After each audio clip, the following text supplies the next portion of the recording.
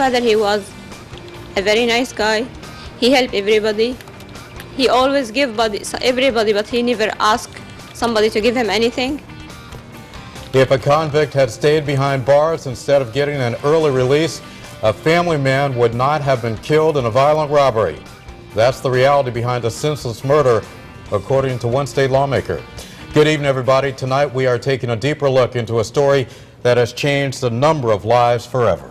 A family torn apart by violence. Customers of that family's business left in disbelief.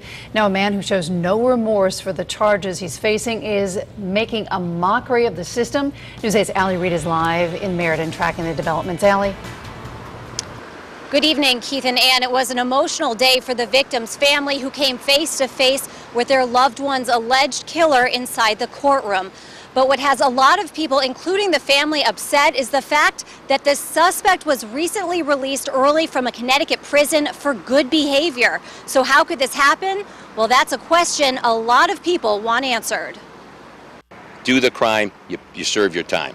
State Senator Len Suzio says that apparently was not the case with 36-year-old Frankie Resto, who's accused of gunning down a Meriden store clerk back in June. Resto was released from a Connecticut prison 6 months before finishing his sentence for armed robbery.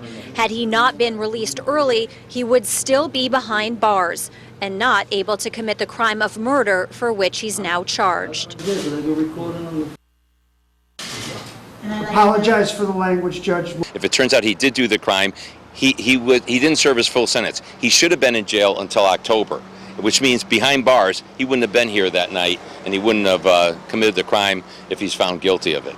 Republican Len Suzio says Resto's sentence was cut short under the state's Risk Reduction Earned Credit program, which passed the Democratic-dominated legislature last year. It was tough news to hear for the family of the victim, 70-year-old Ibrahim Ghazal. When you heard that his alleged killer was released from prison 6 months early, what did you think?